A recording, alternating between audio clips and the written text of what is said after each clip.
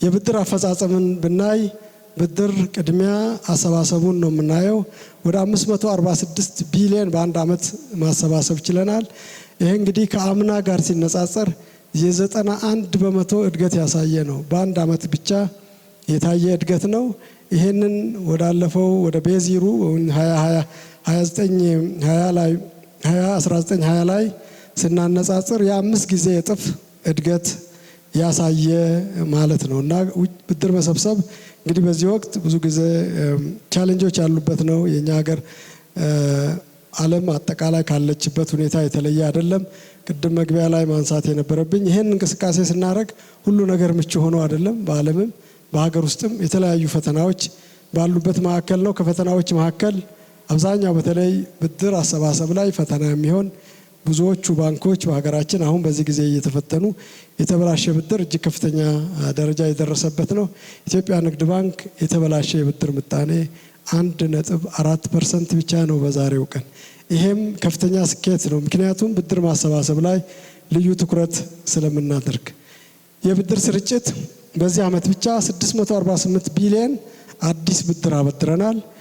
ይሄም ከፍተኛ እድገት ያሳየ ነው። ከቤዚር ጋር ስናነጻጽር የ4 ጊዜ እጥፍ እድገት ያሳየ ነው። ቅድም የተቀማጭ ገንዘብ 4 እጥፍ አድጓል እንዳልነው ሁሉ አዲስ ብድር ስርጭትም 4 እጥፍ ያደገ ነው።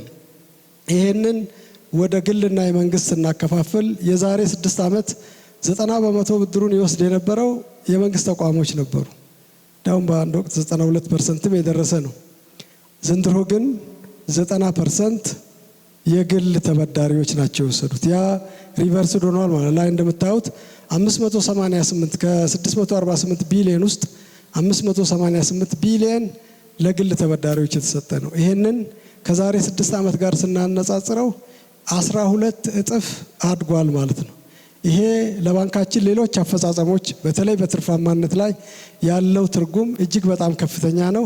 በሀገር ኢኮኖሚው ላይ የሚያሳድረውም ተጽዕኖ እጅግ ከፍተኛ ነው። ምክንያቱም ለብዙ ተበዳሪዎች ነው የምናበድረው። ለመንግስት ተቋም በምናበድር ጊዜ ከ14 ያልበለጡ ተቋማት የባንካችን 90% ፖርትፎሊዮ ሲወስዱ የነበረበት ነው። ከዛ ውስጥ 4 ብቻ የቀረውን ከዛም 99%ቱን ይወስዱ የነበረ ነው። ይሄ እንግዲህ አንድ ቦታ ስለሚያሰባስበው በኢኮኖሚ እድገት ላይ ያ ኢንፍራስትራክቸር ሊሰራ ይችላል፣ ግን በኢኮኖሚ እድገት ላይ ሁሉ ቤት ስለማይገባ እጅግ በጣም ያነሰ አስተዋጽኦ ነው ያለው።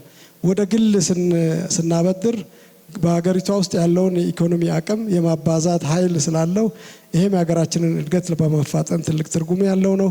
በወለድ ምጣኔም ደረጃ ለመንግስት ተቋማት በዛ ወቅት ይሰጥ የነበረበት ወለድ እጅግ ዝቅ ያለ በመሆኑና አሁን በተወሰነ ደረጃ የግል ላይ ከገበያው አንጻር ከፍ ያለ ወለድ የኢትዮጵያ ንግድ ባንክ የማያስከፍል ቢሆንም ሪሌቲቭሊ በፊት ከነበረው የተሻለ ገቢ እንድናገኝ ያገዘ ነው።